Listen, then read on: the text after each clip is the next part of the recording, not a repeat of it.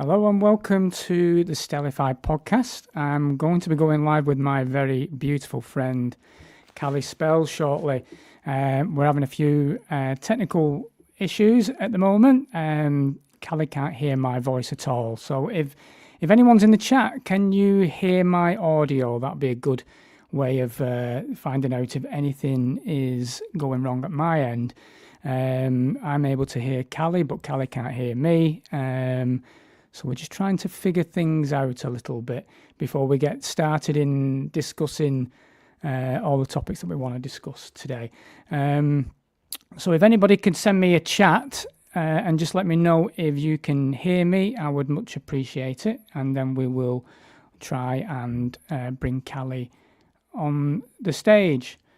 Let me bring Callie on and let's see if she can hear anything at all. Okay, thanks, John. So John's just let me know that he can hear me. I'm just going to bring Callie on. Okay, Callie, can you hear me?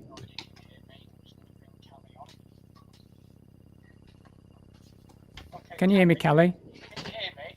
I can't. Can you hear me? I can hear you on my phone. Okay, so there's a bit of a delay then. I could do it that way, but there's a reverb. Do you want to try and come out and then log back in? No, I can't. I still can't hear you. Okay, let me just send you. I'm just going to send Callie a private chat, guys. Just a sec. Technical difficulties. It'll be all right on the night, guys. It's not a problem with StreamYard. No, we don't normally have a problem. I don't really use it.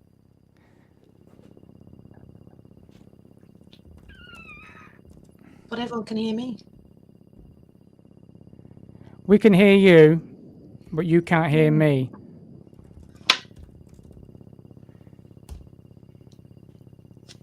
Okay, so I'll try that. Whilst we're trying to figure that out, I think if Callie, so Callie's going to log off and log back in, and then we'll get all on it. Anyway, it's great that a few of you joined us. It's the first live stream I've done in probably over a year. It's not something I'm kind of used to. I'm used to just having a record, and if anything goes wrong, I can edit it. So we're going to go through a few things tonight, and we can't avoid the election in America. That's for one thing. Let's see if Callie can join us now. Can you hear me now? Hi. Can you hear me? Can you hear me? I still can't hear you. Yeah, I can hear you. Well, this will be interesting then. It's those archons.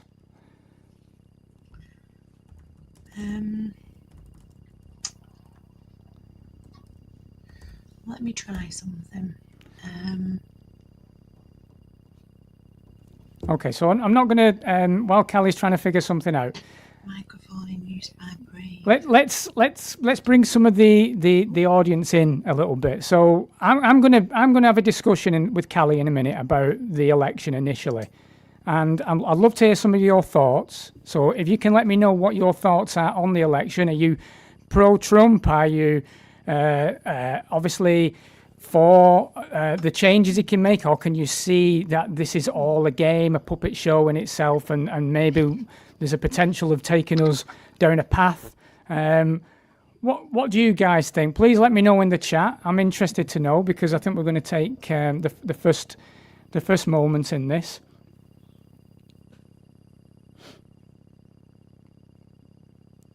It looks like you have the sun shining out of your nostrils. Is that for Callie? I guess it's for Callie.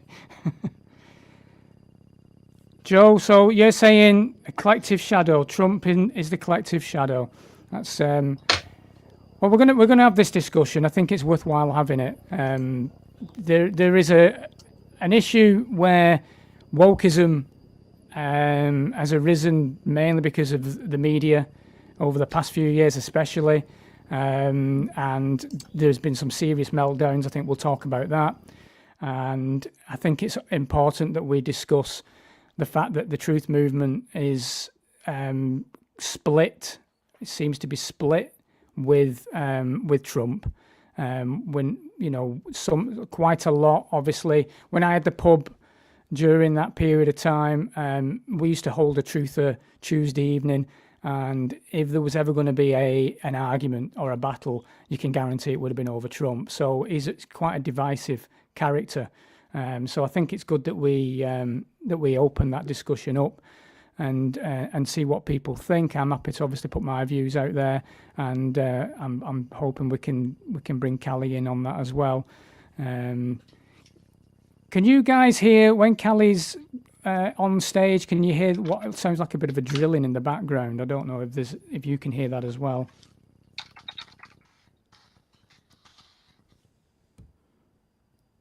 So we were all saying 2 years ago that Trump would romp home and Kamala was there to throw it. That's from Islands. Kerry says, I think he is a central casting. Died 1989 helicopter crash. That's interesting. And okay, just bear with me a second. I'm just typing to Callie as well at the moment, so bear with me while I try and assist her with the technical issue.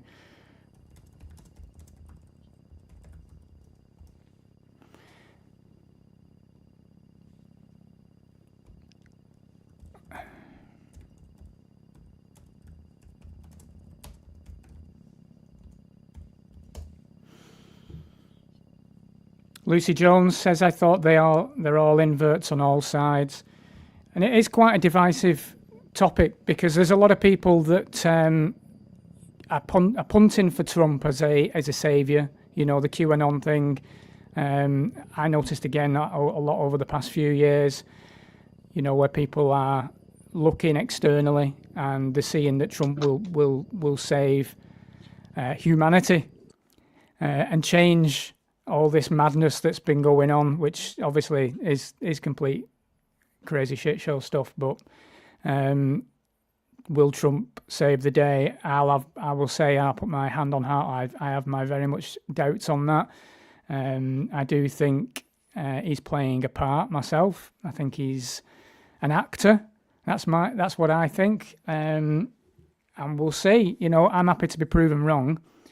I would love to have been proven wrong during 2020, but that wasn't the case there. But if Trump does turn out and be this saviour, then I'm happy about that. But I have my doubts. We are beyond saving, okay. And Charmaine, hi Charmaine. Hope you're well. Good to have you here. We're just waiting for Callie. Got a couple of technical issues on her side. Hopefully she can join us properly in a little while. I want to, Callie's just saying she's trying a different browser, so let's see what happens there. Okay, so I want to talk about the wokeism thing though. While Callie's still waiting to come in, it's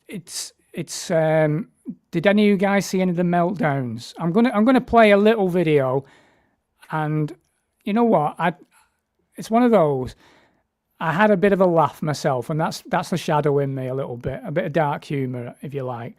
But there's a serious mental health issue going on here as well, where people are so wrapped up in what the media is saying about Trump that they are in pain about it, and it's going a little bit crazy. So there was a bit of a montage here. Let's quickly play that, and then you can have a bit of a joy with it.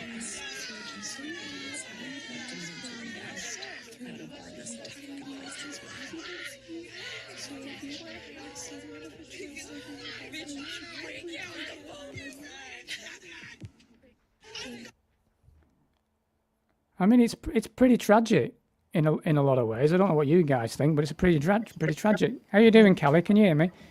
Hurrah! I'm here. Can you hear me? Hey! I just did a bit of an internet search and did quick fixes, and it said try a different browser. So I had to download those that shan't be named. Sorry, I've interrupted because I was just watching the woke people have meltdown. So do continue. But I am here now. Hurrah! Fixed.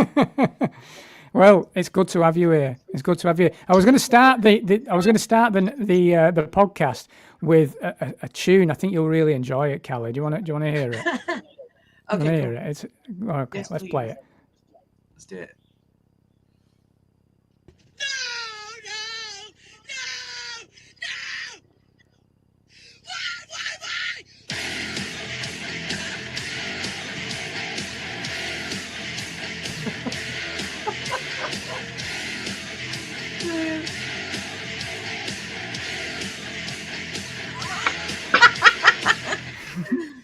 That's right. That's right on my street. That old school spell. Exactly. Yeah.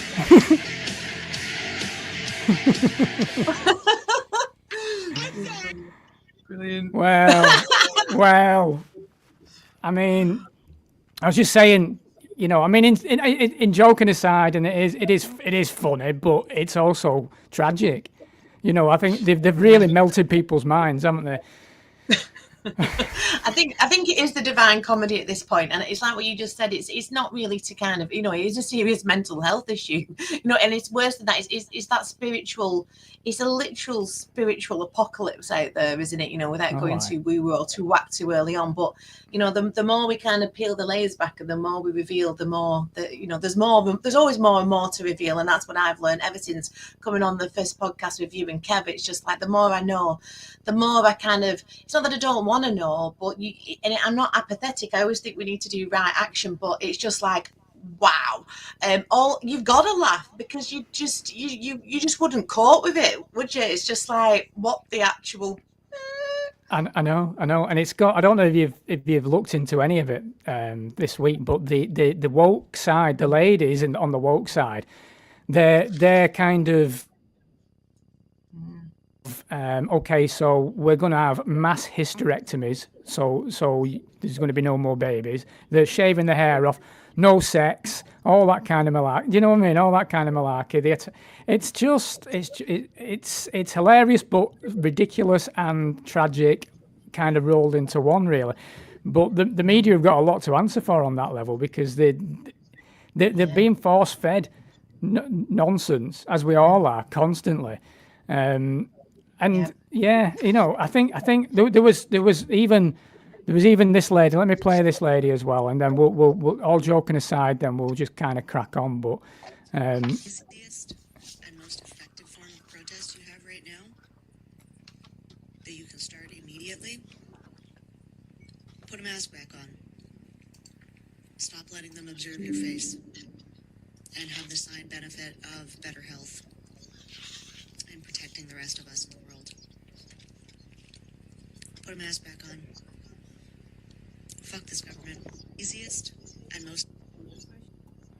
well, so I mean, these are the people that we were dealing with in 2020 onwards. The virtue signalling kind of that left, and I was always left, me, Callie, brought up working class, left leaning, Labour supporter, Labour member. You know, I was down the Corbyn route big time. You know, I was right down in that. You know, it's a passionate, because I'm a very passionate man. And when I see kind of wrongdoings on that's where my shadow comes up. Then that's where I start getting angry.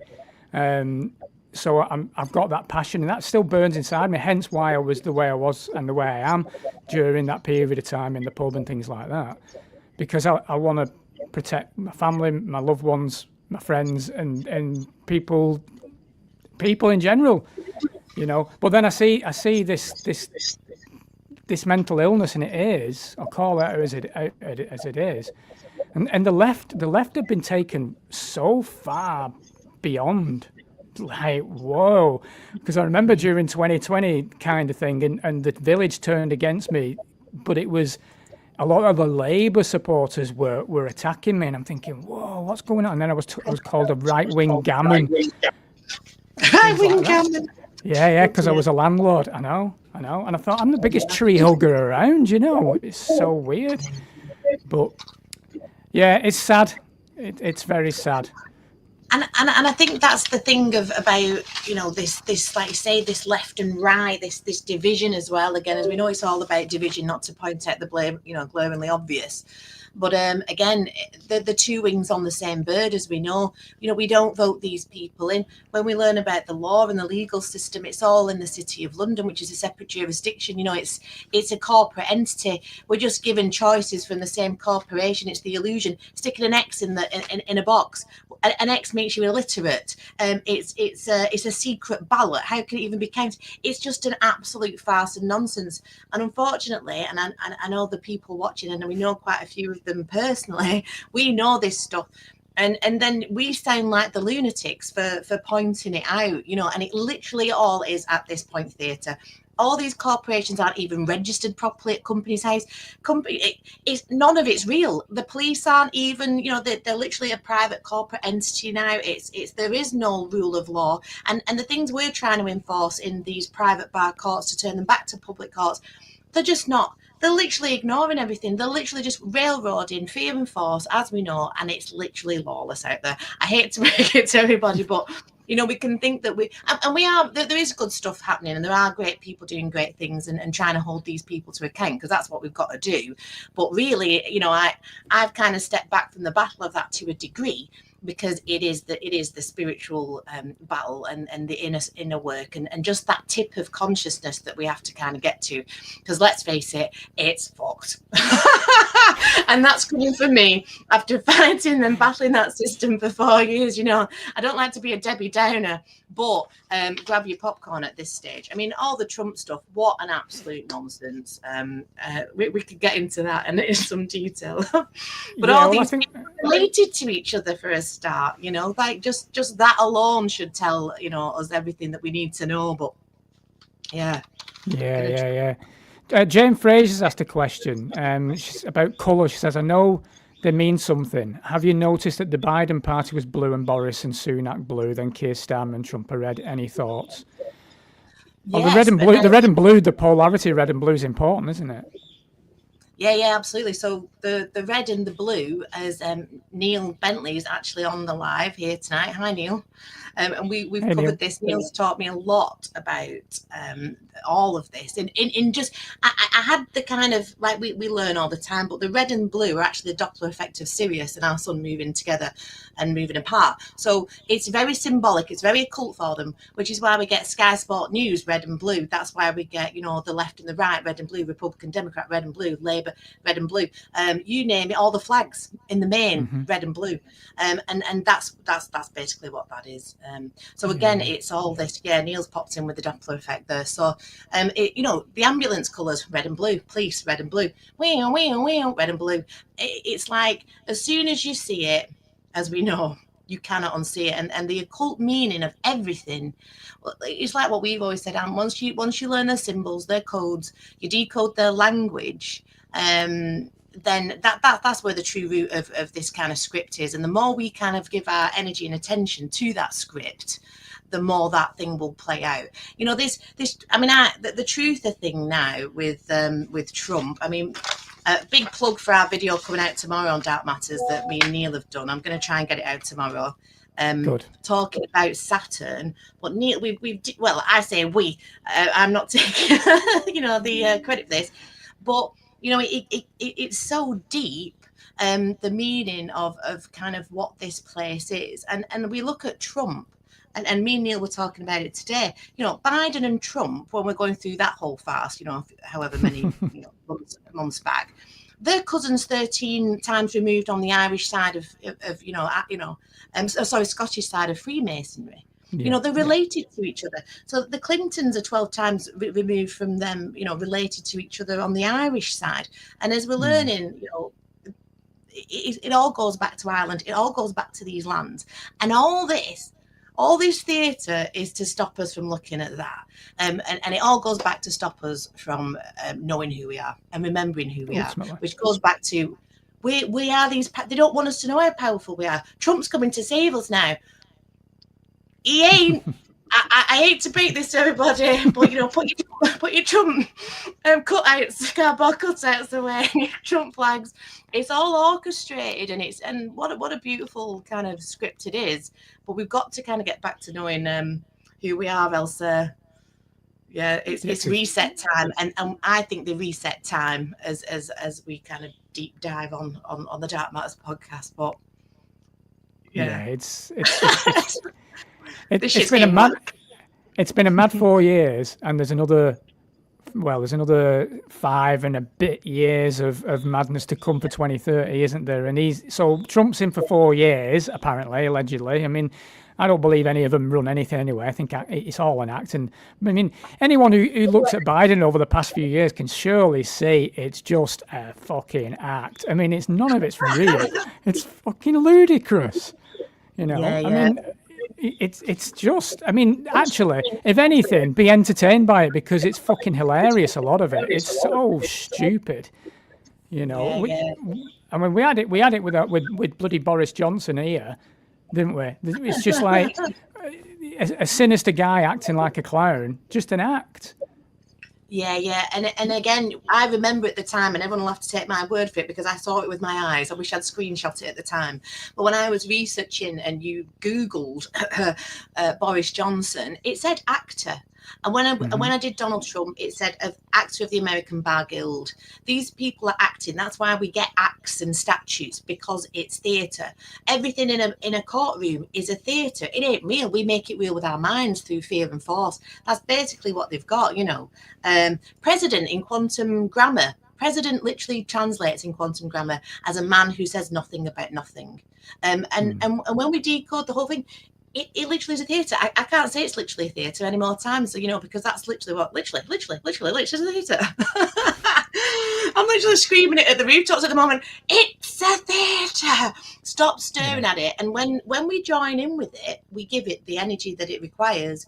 Whoever wins, whatever's going on, for it to continue, and it really is for us to stop staring at it. Yeah. Neil's mentioned IMDb, and it's right. If you check IMDb, I mean, Trump's been in films.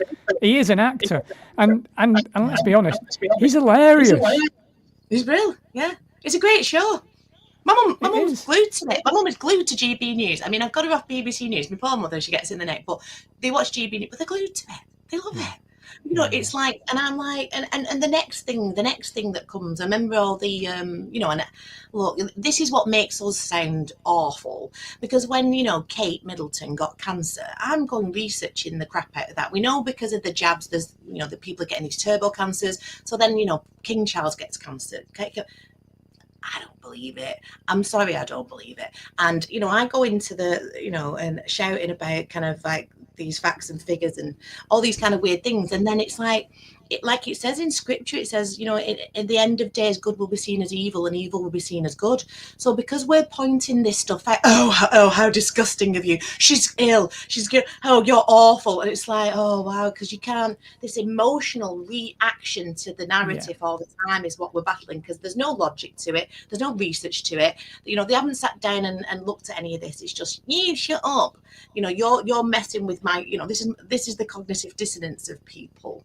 And I don't mean to be awful, but I get more and more outspoken as it goes on, because, you know, I just don't care anymore. If I offend you, good. You know, like, I really don't care at this point, because, you know, it's that bad. They're coming for the children, you know, the pedophilia, the transhumanism. This is stuff that they put in their own literature. You can go read it for yourself. We ain't making this stuff up anymore. It's been proven the last 4 years. What more do people want, Ant? Like, you know, because I know we have to take time out, don't we? It's like you have to let the air out your balloon, and, you know, it's just like, what the? Because you just got so silly now, and I thought things would kind of change the more we shouted, and it is. I shouldn't be all doom and lobster gloom, but it's slow going. I think it's but I think when you mentioned, you know, if I've offended you, that's great. And you know what? That is important, actually, because when you get triggered, that's when you can actually start looking at yourself. Finding out where those trigger points are really important. That's where I've spent a lot of my time over the past 4 years trying to figure myself out. I've done more work. I've figured myself out more these past 4 years than ever before. And I've looked at that. What's pissed me off? Why am I feeling like that? Why are those triggers coming up? Where's those shadows? And you got to work through it. But like you said, all of this is to distract you. It's to distract you from finding who you really are and where you're really from. Because we are constantly being sent all these messages we can't turn these things down. We can't. They're always here. They're always feeding us all the time. It's constant. It's constant brainwashing. It's like that is I know, yeah. into the, well, like we say, the black cube of Saturn. You know, and we'll get onto the Saturnian thing at the moment, but it's like, you know, we're glued to them, aren't we? We're literally glued to them, and to put them down is quite difficult, because I think, again, it's a fine line between like just not joining in with it and not doing anything and letting it kind of weirdly happen. It's like we can't begin to fathom how it works, you know, with our human pea-sized brains, and there's so much more going on that we can't see, that we're unaware of, forces we're unaware of. You know, who knows? Trump might be a good guy, but when you research his lineage and where he's come from, I'm under no illusion that these people don't know who they are and who their families are and what their bloodlines are, etc., and so on. So, I mean, have you seen the whole thing with like Trump and the time traveler stuff, like linked? Yes, I mean, I don't want to go too real wacky, but I think the people who are watching kind of are on the same page if they know us too. But it's like it's just so interesting, that book, The Last President. And for those that don't know about it, it was a book written by a guy called Ingersoll Lockwood back in the late 1800s, 1896 or around there. And it literally states about a guy becoming the last president called Don, who leads, you know, Baron and Baron von Trump. And this is basically, it literally mentions transhumanism and the cult of transhumanism that then divides America into a civil war, because that's what we're going to see in the next however long. And America falls, and it turns into a communist, you know, socialist country, and that's what they're going for, and that's what they want. And this idea that we can all be immortal and these transhumanism, they all become transhuman in this kind of new metaverse, because that's what the metaverse is, and it's all to do with verses and that's why judge passes a sentence, that's why we have characters for alphabets. It's all the language that's used to enslave us into these positions. And like you were saying about the media and the wokey left, right? You know, they've just been put into this. It's hypnotic. They're in this trance. It's like they can't see the wood for the trees, like, you know, because they've just like the media is such a powerful thing.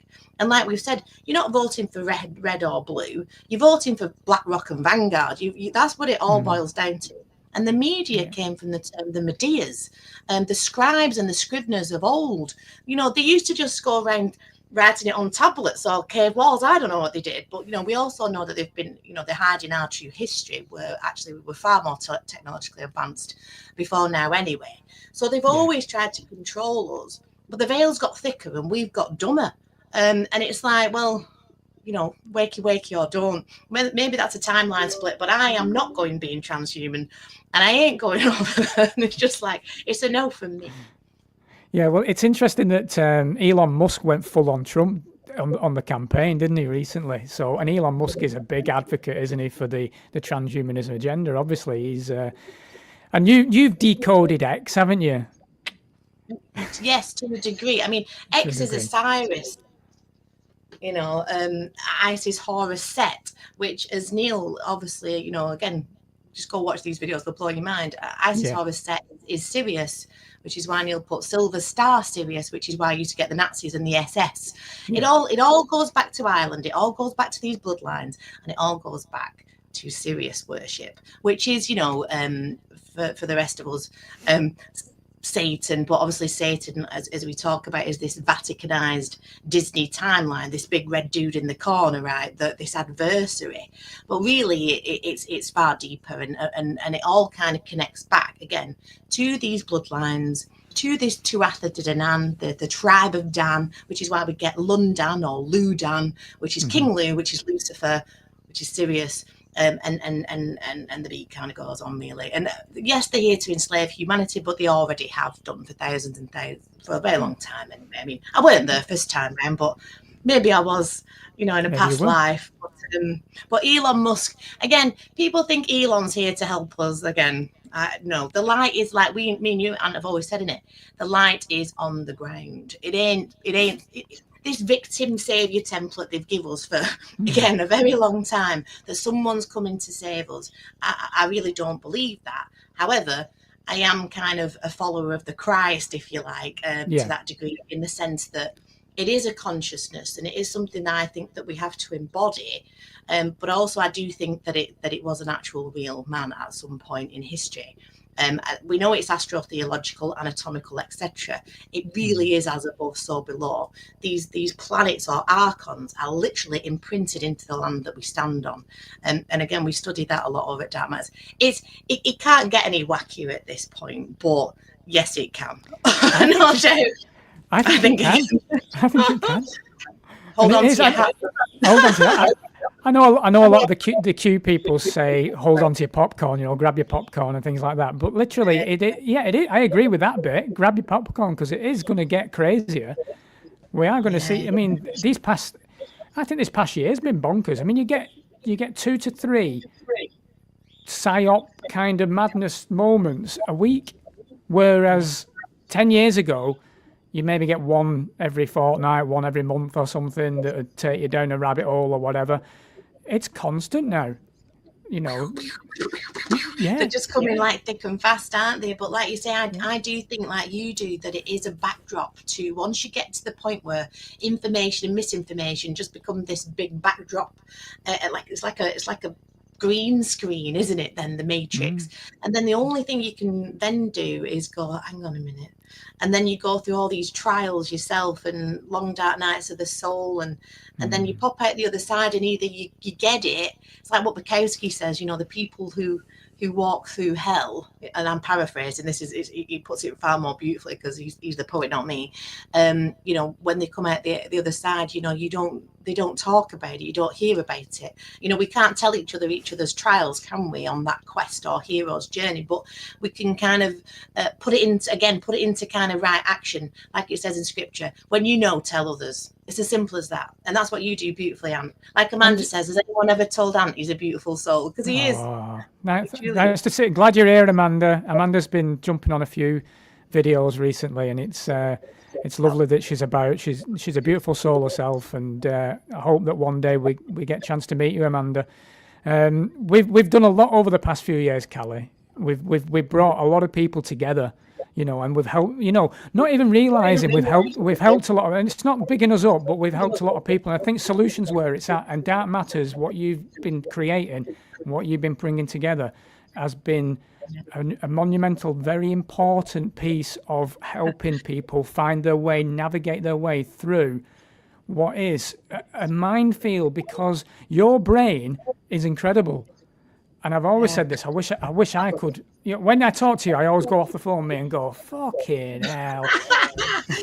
I wish my brain had just been quiet. Sometimes that shut off. Because the way you retain knowledge, and obviously I've been listening to some of your shows with Neil as well. Neil's in the same level in that respect, where you can retain this knowledge and you're able to pass that knowledge on. It's deciphering that knowledge and being able to pass it on so people can understand it. Because it's actually very tricky. And with laws concerned, it's a fucking minefield, and it's designed to completely confuse people and disempower people and keep people in a negative place.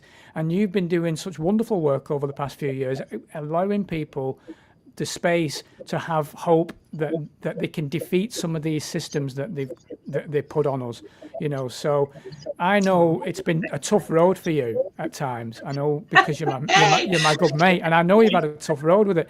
But honestly, you've helped so many people, Callie. For those on here right now, Callie came and did when we in lockdown, when the pub was closed. Yeah, and we respected that, didn't we, Ant? We respected that, and you came and did your first presentation at the pub, to a quite a large crowd, I would say, on a Saturday morning, about 9 o'clock or 10 o'clock. And I thought I was David Icke at Wembley. I went on a bit too long, like my granddad used to say. You're a good turn, but you're on too long. I think I'm on about 5 hours. By the time people like that, I had to break off before I felt sent everyone to sleep. It was one of those moments though where I was still nervous because the police could come at any time. They did a few times anyway, but you kind of get used to it after you've been done a couple of times. But I remember that morning thinking, oh shit, if they turn up, It's going to be a bit of a ball like this. But I remember thinking, you know what? It don't really matter because Callie's here. I'll just push Callie there, and she can talk them down because they have a language that I can't use, but you can, and you're able to combat that. We had bailiffs here. Most of the time, 90%. Most of the time.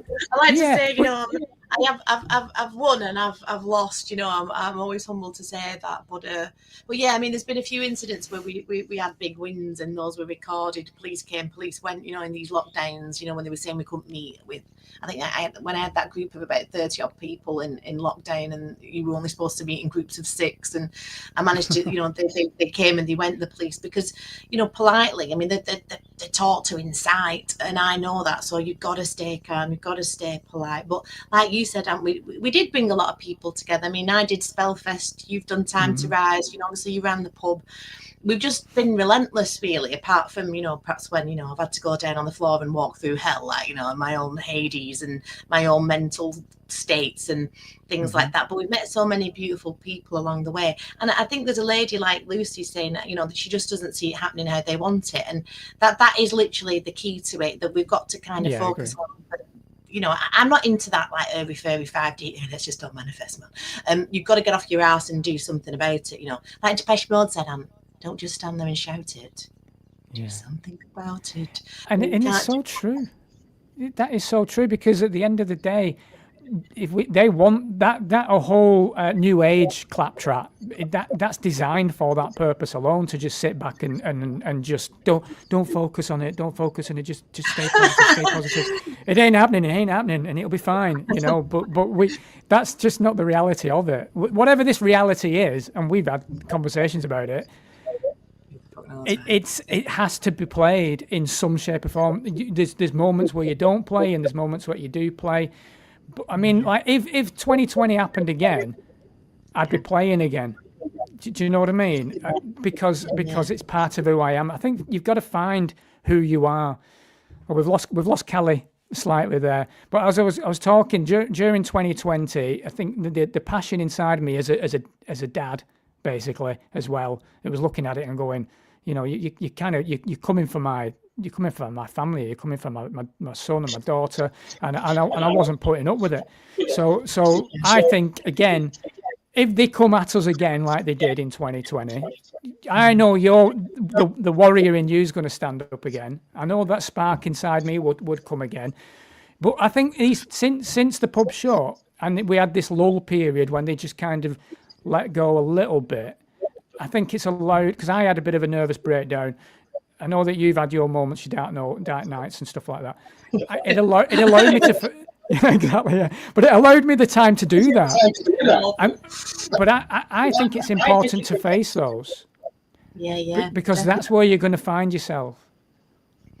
Oh yeah, definitely. Like these last, I would say, well, not the last few years were the hardest, I'd say, for me, for personal reasons and all kinds of stuff. And I've struggled with my addictions and my bad habits and my flaws, and trust me, that, as we know, the universe will come along and slap the shit out of you until you look at those and send people to you who mirror you and all the horrible but great stuff.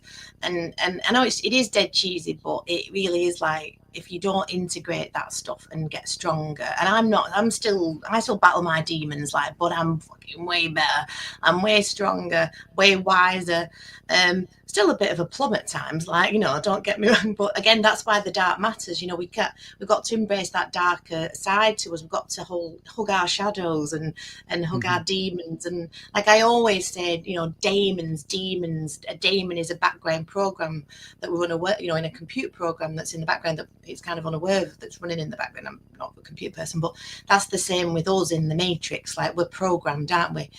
Which is why, you know, people go, why can't they see it? Because they're so heavily, I think there's NPCs and soulless beings, you know, again, but I think after that, just so heavily conditioned, so heavily programmed that they don't want to look, you know. That is willful ignorance at that point, to the point where I've heavily researched a topic, and you say something that triggers one of these people who haven't they'll just go bollocks, bollocks, bollocks. They've no original thought. They've not backed it up. But even I take it a step further and even go, well, where's that information come from? Where I've drawn that opinion from, or my truth from, in that sense. So I even try and just kind of decode that. The law's a bit different because, you know, it's dealing in facts that you can kind of see. Now, you can still argue facts. That's what lawyers do. It's adversarial, you know, but adversary, that kind of thing. But, you know, the rest of it is, you know, truth is a very subjective thing, like, and I would never, that's why I always say on Dark Matters, we postulate that. I said that from the beginning. I don't want to go around saying I'm right, even though I do sound like that on some of the early videos. Because I probably thought that I did, until I met people like Neil and Stephen JDB, and I'm going, oh yeah, no, yeah, there's way more to it than I've ever been, you know. So now I just go, okay, let's get these awesome people on, and it's kind of a nice privileged position to be in, really. And I get to become a very lazy researcher, because like people who've studied this for 25 years, like Neil, come on and just break it down in this awesome way. I mean, like he's just put there in the comments, you know, Trump's mum comes from Lewis, the tribe of Levites, biblically the protectors of the tabernacle, things like that. You know, just like that, our history and the history of this land absolutely fascinates me. And then it links into the law, because they take us off the land, and it's all interconnected. And this system, it ain't human. And I pretty much am convinced of that much. And whoever these people are, the Tuatha De Danann, the Elvens, the elites, that's where, you know, the elven tribes of old, they ain't human. And that's what we're up against, and it's reigned for a very long time. But we are entering a new age, as they say, on the zodiacal wheel of time. But even I'm kind of about, hang on a minute, we can smash that wheel of time. You know, like Lawrence Wright says, we're the fallen angels, and we were trapped here with that divine spark. We create this, and they know that. And they can't create. That's why they're dead, corporate. That everything in their world is dead, and they need us to be dead to communicate with us, even though actually technically they don't need us to be dead, because they need to lose our energy at the same time. So, but they don't want us knowing who we are. Literally, I think it is know thyself. Biggest line in scripture, know thyself, and obviously do the creator's work. You know, about signing to your pious like But that's where the power of the media and the mind control comes in, because then we start creating the hell that they want, really, and all the shit show, because a collective and consciousness then just if there's a demiurge, if there is that, we're sending all that shit up there, and he's going, there you go, you have it. You want the shit, you have it. Yeah, definitely. You know? And we create it. We create it for them. You know, I always say that people say, oh, they're doing it, it's them, you know, it's the elites. And I said, do you know who they are? Do you know who them are? You know, and a lot of people the elites, well, who are they? Rothschilds. It's not that simple. And actually we're doing it for them. And not all of us, because, you know, and again, it goes back to that inner work. Unless we're going to do that inner work. And again, it sounds dead 5D cheesy. And it's, you know, I'm nothing about that, but it really, you know, as we've gone through our own nervous breakdowns and I love that, what Lucy's put. Lucy's put there, can you actually imagine transhumanism soon? They can't even get Wi-Fi to work. Well, again, and that's another point, like some of the stuff that they've tried to do, they've completely messed up. You know, the minions that are doing the bidding in a way, in some ways, and is it, you know, maybe it's not, you know, maybe like what Neil says, they are us, really. You know, I think we were these divine sparks that came, but then were tweaked and hybrided. Not all. I think there are, like, say, these soulless beings and bots that then were created. But you can, things like the telomere caps, where they capped our age. Things like, you know, the missing link. Things like that you can actually, you know, trust the science, man. It's in science that they can't prove any of this. And none of it makes any sense. And when you actually just dig under the surface, only ever so slightly, you can see that we are these, you know, these human bodies are these hybrid kind of machines. We're 23 chromosomes, but the purebloods are 24 apparently. So we are the Nephilim. We, you know, you're white skinned and blue eyed and the rest of it. But the closer you get to that chromosome, the more kind of psychopathic. You know, and that's what we see with these leaders, these psychotic, psychopathic, narcissistic qualities. And I think narcissism is the real epidemic out there, because the pandemic was just an absolute farce. But again, they've not really got away with that, have they? Not really, no. And To a degree. they might set something off again, but I don't think they're going to get away with it if they tried. I think it's gone backwards for them on that one. I mean, they've even, the recent thing that they put out is this fat jab. Have you seen that? So there's this fat jab that they've kind of put out. The Labour was basically saying, right, to get people back into work, we need people jabbed with this fat jab, and then everyone will be thin. But what happens is someone died last week, didn't they? And it was in the mainstream. I didn't know that. Yeah. So they've. In fact, I know someone. Well, I don't know someone. It's through family. This gentleman, this poor gentleman's poorly at the moment, and he's the medication he's on. He's got bigger, but it's more fluid than fat, and they've given him a fat jab. Right, They're just toxicating people constantly. It's bonkers. And that's the craziness of it, isn't it? And as we're all starting to learn about what pharma and pharmakeia is, again in scripture it says, for they will come with their magic, their pharmakeia, and they will deceive the nations. And that's exactly what's happened. Scripture is a script. Like, whether I don't believe of it in a religious context. We know that's all about control, but we know that book is a code. That's some kind of quantum code, without a shadow of a doubt, because it is literally playing out. So again, pharma. There's, like we all say, there's a reason there's a harm in pharma. And we know that these doctors to doctor something. It was all bought up by the Rothschilds, or the Rockefellers, weren't it? I think, and it's all about medicine. Medical profession is about administering medicine.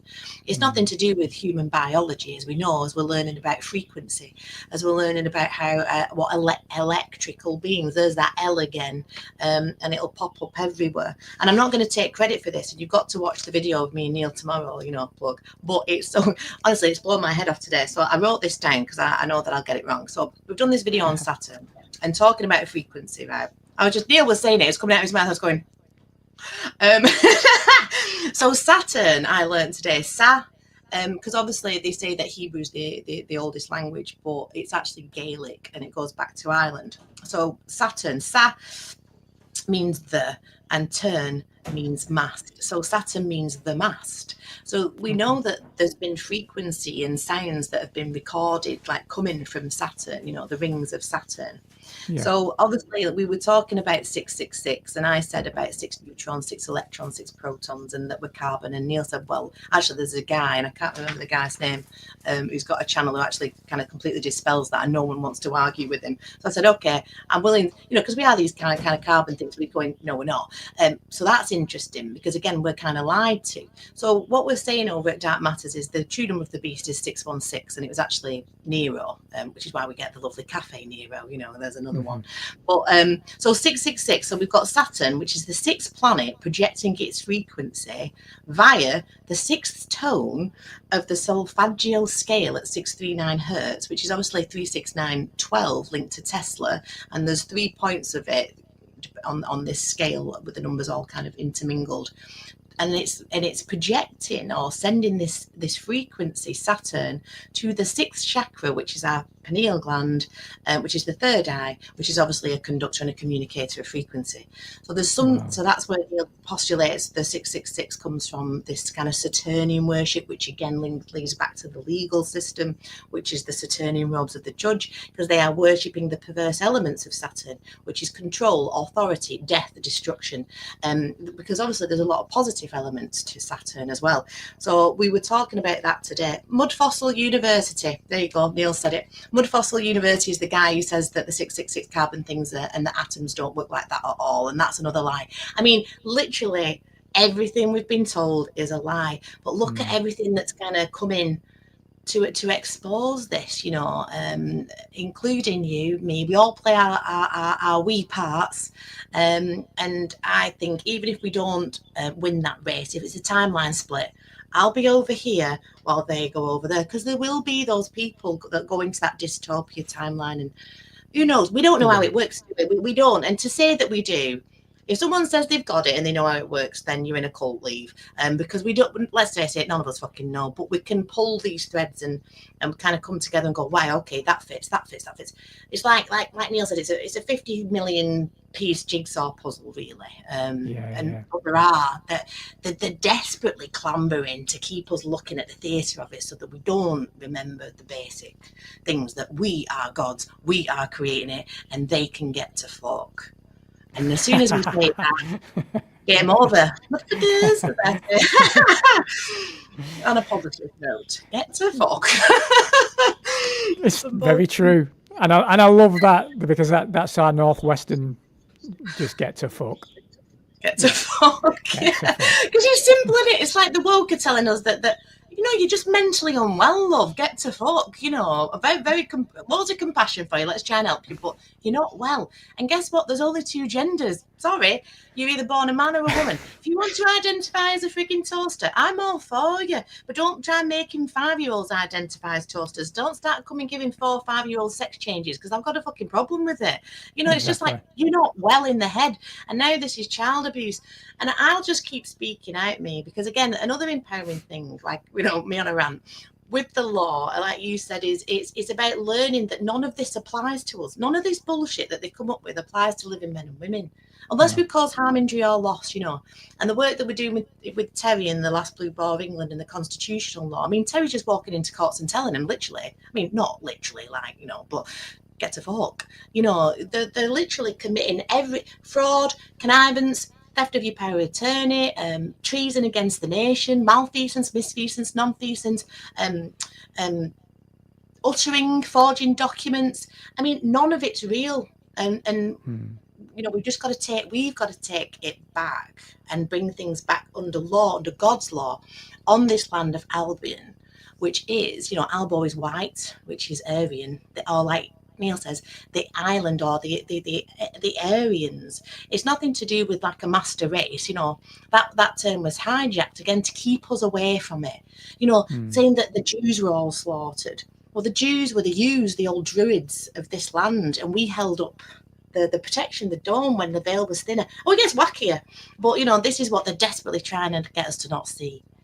For those that have to see. Well, speaking of these lands, then, because I know that you've done some podcasts lately. Obviously, you've been speaking a lot to Neil, but you've had Stephen Beattie on as well, haven't you? Who's researched this land massively over many years. So where are you with that now? Then have you come to a Cali conclusion on the UK itself and these lands? Oh God!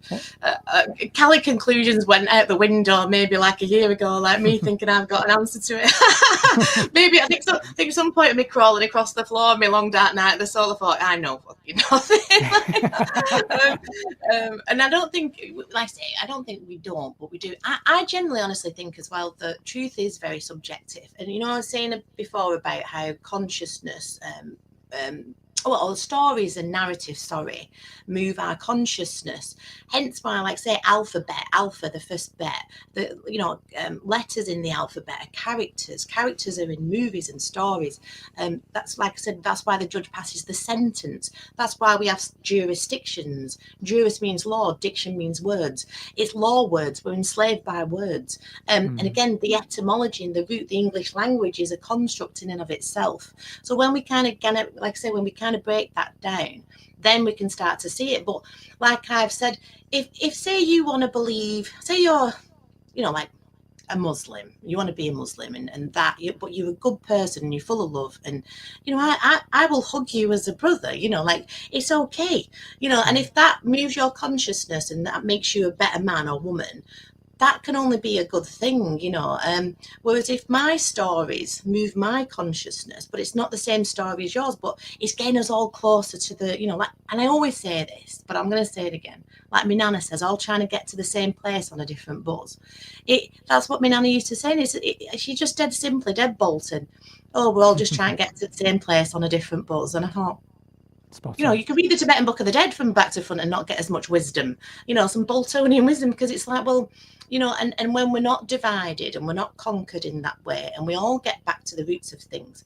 And it's like we were saying about, you know, in the interviews with Neil, Ramadan, you break the word down, Ramadan means the mother of Dan, you know, and Dan is the tribe of Dan. All these things that they give us, I hate to break it to everybody, but again, just think Carly's full of shit if you don't want to, well, listen to me, turn me off. It's absolutely fine.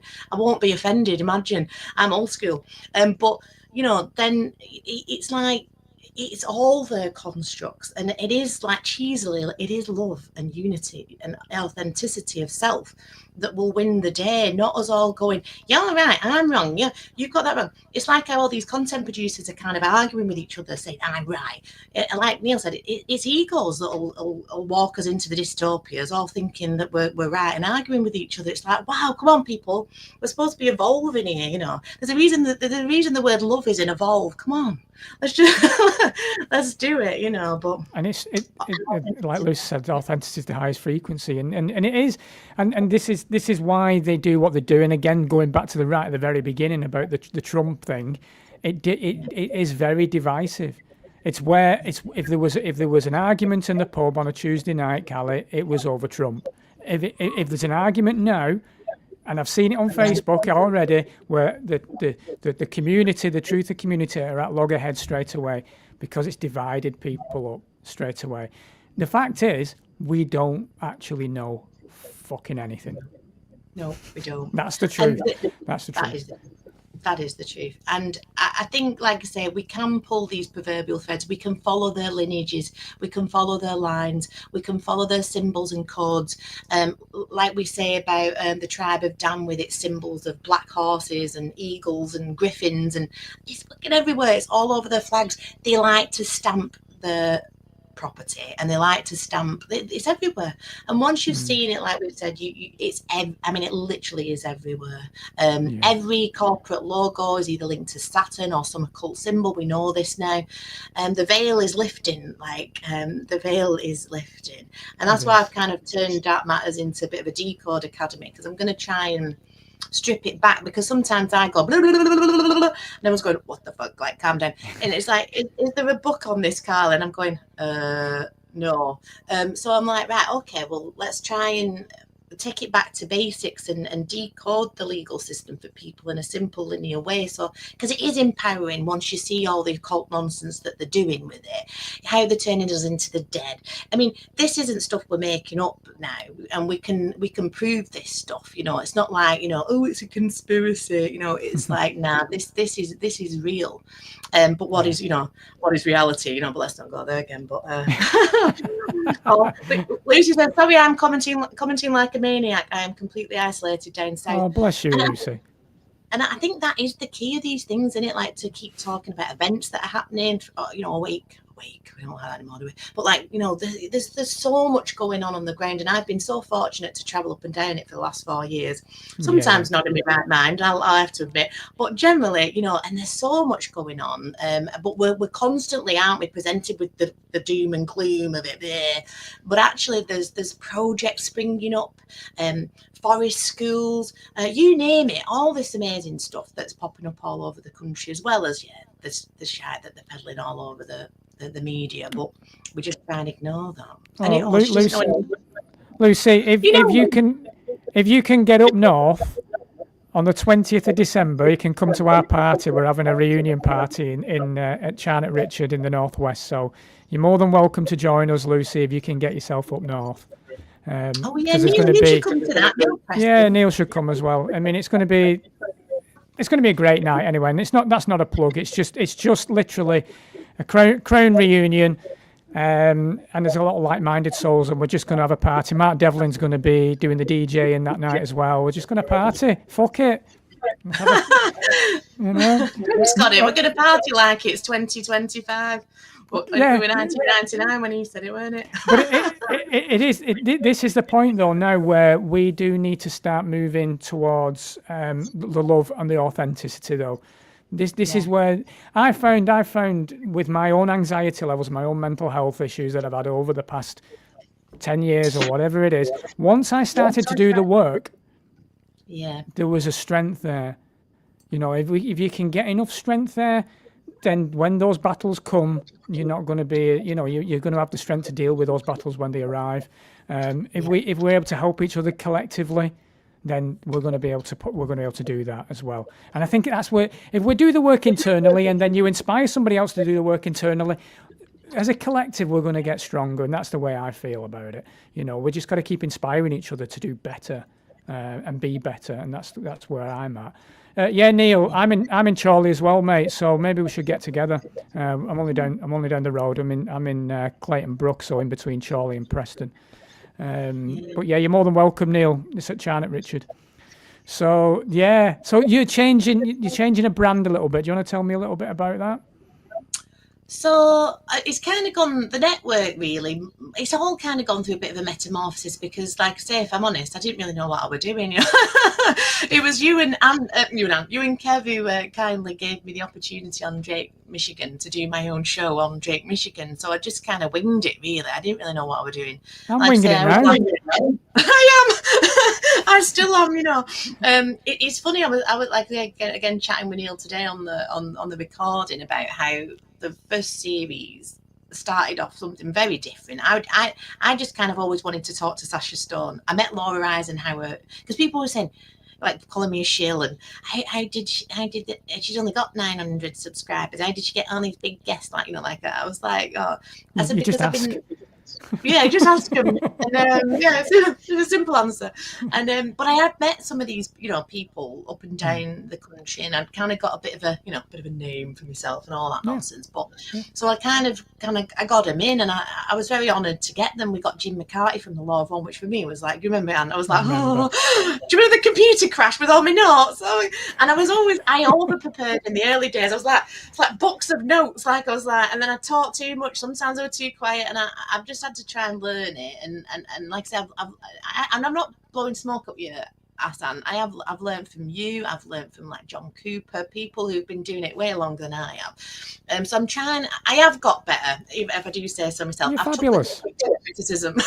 Shut up, Carly, let your guest speak. That was the name of. So I was like, yeah, okay. So I've learned, but then the second series I feel is like proper coming into its own a bit now. So. Because I said I don't want, not that I don't want big names, but I said I literally said I need a guy or girl, but I figured it'd probably be a guy with this kind of history, who knows the history of this land. I knew that it was kind of about Albion and the Holy Land, but that's kind of as much as I knew. And then literally, like, you know, manifesting, I went on Joey Phipps's podcast, which we love Joey. And then Neil saw me on that, and then Neil contacted me, and he was the guy who had, like, literally, you know, this information. Same with Stephen J.D. Beatty. I got in touch with Stephen. So it's got kind of a bit of a theme, really. And obviously we're still doing the law series, mainly working with Terry now, and we're going to be doing more and more videos with Terry. So I'm trying to, because I was all, you know, just doing loads of, I'm trying to condense it down now. And then the network is a forum, and it's going to be a Decode Academy. So I'm going to do all these kind of videos that won't be on the YouTube channel, that are going to be in there, so you can learn about all the etymology. And so just trying to break it down into a bit more bite size for people, because there's so much information in that network. I think people are a bit overwhelmed. So I'm like, right, let me just try and simplify it and strip it back. And I've kind of called it Dark Matter's Decode Academy, Remove the Veil now. And I'm going to kind of, because that's my passion. And I tried to do it where it was like aimed at the moderates a bit more. But then I thought, Callie, you're not moderate, really. You know, so there's no, why try and, again, that authenticity. Why am I trying to be something I'm not? So I thought, right, so I'm just going to go for it. So you'll kind of see a bit of a shift in those things, though my laptop died with all my work on it, so that's been fun. So I'm happy to redo it all anyway. So I was like, gutted. That's the Archons, that is the Archons, or just me battering that laptop to death. The computer guy in the shop actually said, this laptop's had a hard life, hasn't it, Carly? And I went, yes, it has.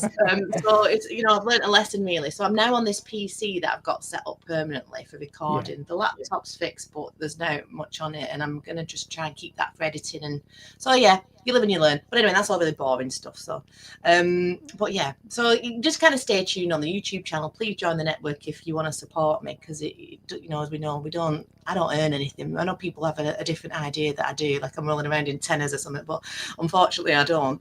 But I'm happy to, because it helps me do the work, that we do. And like I say, the work with Terry, the law stuff. I mean, he's making judges run out of courtrooms in like, I think 38 seconds is his record. Wow. Abandoned ship. So there's some powerful stuff coming through. So do stay tuned. We've got to just keep going, haven't we? That's all we can do, really.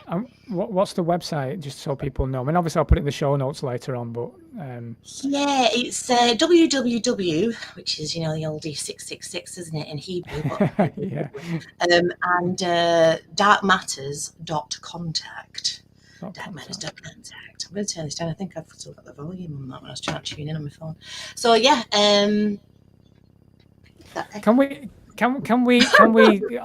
Because you got a bit of time, yeah. I mean, you're not rushing off, are you? Yes, at any point? yeah. No, Okay. Let's do a bit of reality then, shall we? Let's go into it a little bit. So obviously you've been a bit of a journey. You've had a very interesting awakening yourself at an early age. If you want to just let people have a bit of an idea of where you came from in terms of questioning this reality that we're in.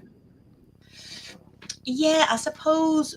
I don't know. I always joke, like saying I think I came out the womb, I think that's why we all scream in it when we pop out, like not again. Whether that's that kind of recycling soul trap, but I always joke that I got asked to leave the brownies for asking too many questions, which is true. I didn't really fit in, and I remember them all lining up going, "I swear to do my duty to Queen and do my duty to God to serve the Queen," and whatever it was. And I just remember going, I remember looking back like that and seeing them all in a row and then thinking, this isn't right. And then they said I'd get a badge if I blew up this first aid dummy, like gobbed on it, but everyone had been gobbing on it. And I just went, no. And they went, you'll get a badge. And I went, you can give me what you want. I ain't doing that. So I just one of them from the beginning, really. And, they beat that out of you, not physically, but, we know that. We know what school's about, don't we, without going into that. So I think I just knew. And then, sadly, my sister passed away from leukemia when I was 10 or 11. And like I say, get my violins out for this one there. Hold on to your hats, guys. But I was like, my whole family my mum went, everything splintered. So I had to grow up quite fast. And I always say, like, I developed my logic quite quickly because I had to, but then my emotional side kind of got locked away a bit. So, and I think I'm a bit aspergic and all these kind of things. So my logic developed very quickly. A friend of mine said I weaponized my logic because it's a bit of a survival skill, really. But then as I got older and we got dial-up internet, hurrah, started to be able to research. So my first kind of big foray into researching was the pharmaceutical industry, because of what I'd seen and, scarred for life as a child. And that caused obviously a lot of suppression, and you don't really realise you've got all this wounding and trauma till, you make a mess of lots of things and you can see a pattern behind you and you develop bad habits. And so I was awake-ish, I'd say around 17, 18, and I got a very good media teacher called George who made me kind of question the programming, really. One of those guys who was into Ken Loach, who sat on the end of the desk going, call me George, and took us to watch Ken Loach movies and took us to the pub for half a lagers, and we all thought we were really mature, but he did teach me a lot. And then it just developed. Then I got into David Icke in my 20s, like a lot of us did. He woke me up a lot. And it just developed and went on. And I was a metal music promoter, so I was in artistic scenes and creative scenes. So I was kind of very fortunate like that. But I was kind of up and down like a bipolar lunatic, really, in lots of ways. And I didn't really understand why. And then, you get this well-rounded woman that you see today. But in between, I got a law degree and lots of different things. So it kind of, interestingly, I've had my astrological chart done, and it's literally written in my chart. You want to see it? Yeah, the law, the philosophy, everything. It absolutely kind of blew me away, really. So all my androgynous energy that I'd always because we're always trying to be something we're not, aren't we? Because I always thought I'm not girly enough, I'm not sweet enough, I'm not this, I'm not that. And that's what that system wants you to do. It always wants you to feel like you're not enough, or try, we're constantly striving to be something better, or achieve the next job, or the better car, whatever it is. And then it kind of it's kind of like really good counselling. I really recommend it. In fact, if anyone wants the details, I'm sure she's brilliant. But it literally is written in your chart. Even to the death of my sister was in my chart at that age. The Lord of Pluto, the Lord of Hell. She said death comes into your chart at this age, and I was like, oh wow. She said I was like Darth Vader in a dress. I said, yeah, that is me. She says you're very Libra, and but she says when you're going for something like you say, injustice, and I'm basically built for the battle like that. And some women are built to be mothers, and that's like what a gift. I'm not, but and I always struggled like I should be doing something different. And then when you realize actually you're exactly who you should be, and like you say, that authenticity in that, and the know thyself, accept thyself, become the creator. That's the law of one.